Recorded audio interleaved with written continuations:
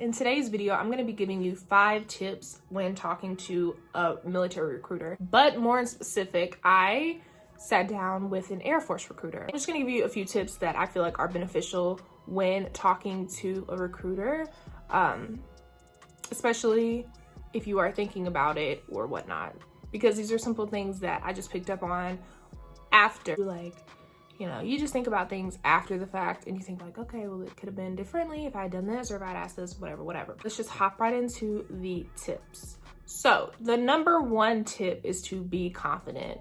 And when I say be confident, allow that confidence to show when you're speaking to the recruiter. Don't go in there, well, if you can help it, don't go in there, confused, or at least don't show that you're confused.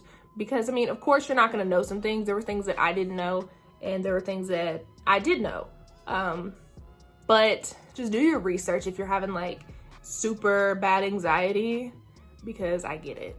I remember I stood outside the recruiter's office for 5 to 6 minutes, just really nervous and contemplating if I was going to, actually go in and speak to them. And I'm just like, why was I even, why?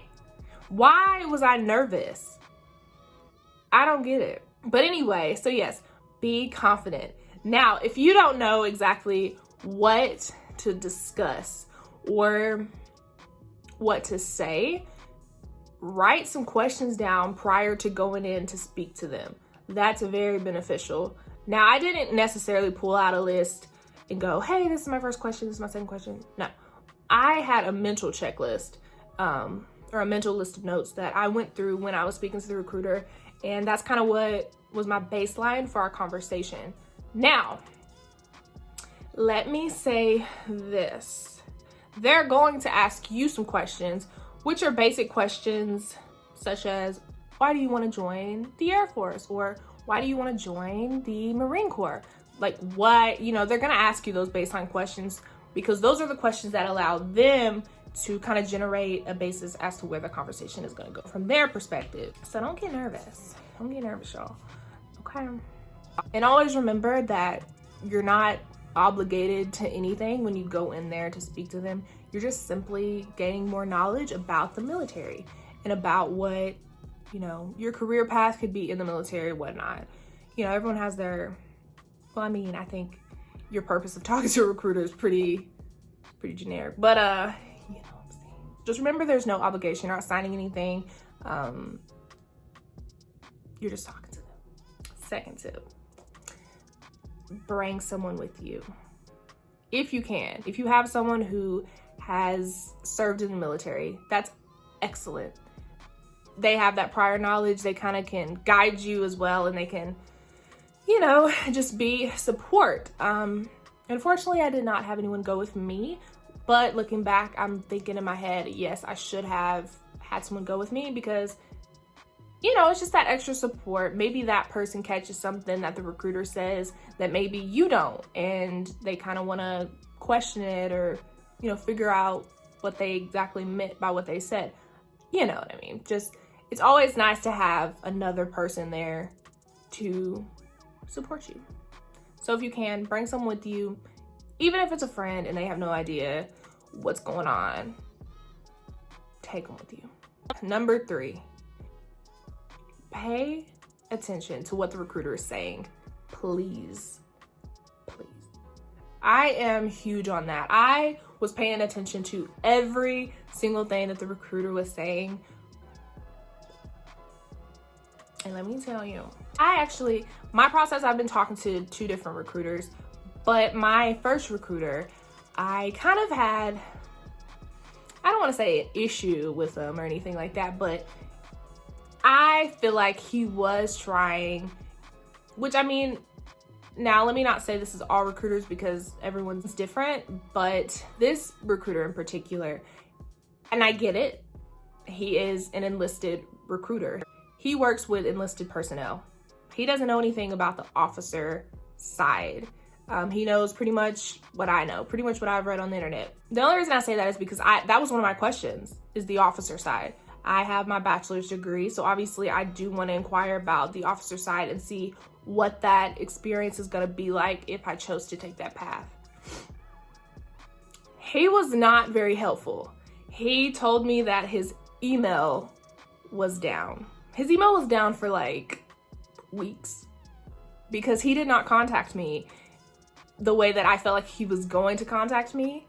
If I had said, okay, I'm going enlisted, let's do it. You know, he wasn't like that. He was just like, he just didn't want to help me. And it was very clear that he was, you know, being selfish and really just worrying about getting his, you know, recruit for the enlisted side, which I get it, it's your job, but let's have a little bit more respect than that. So I just took upon myself to actually reach out to the officer.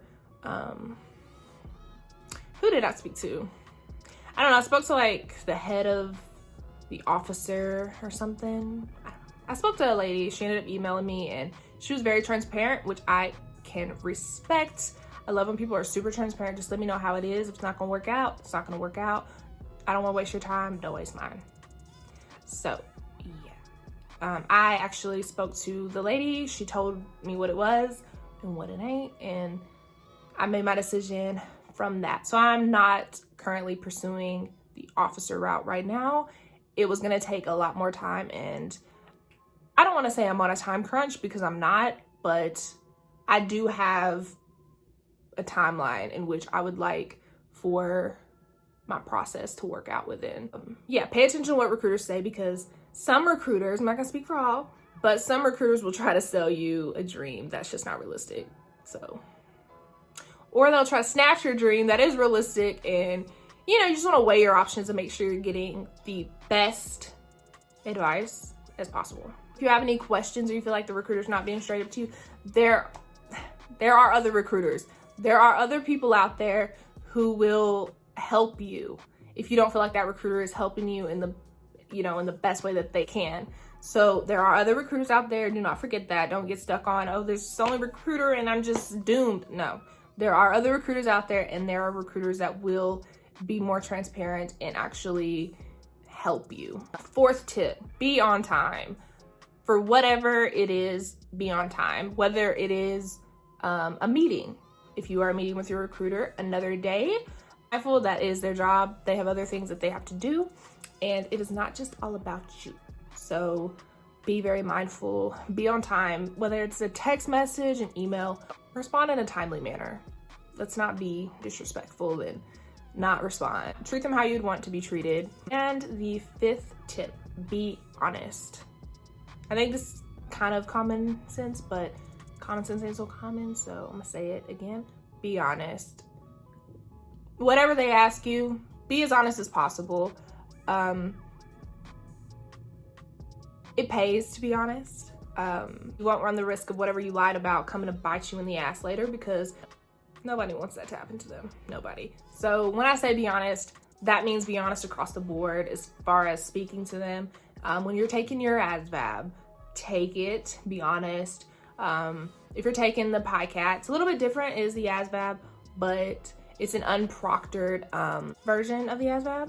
So don't cheat. Answer the questions to the best of your knowledge, because that's gonna ultimately help you out in the end, because you do have to take a verification test and verify those scores and whatnot. So just be honest, okay? Honesty is the best policy. So guys, that concludes my 5 tips when talking to a military recruiter.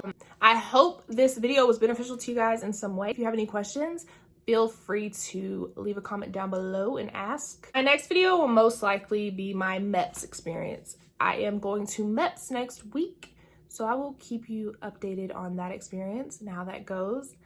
Now I can admit I'm a little nervous, just a little nervous, because I've heard such horror stories about MEPS, and I don't want to be one of those.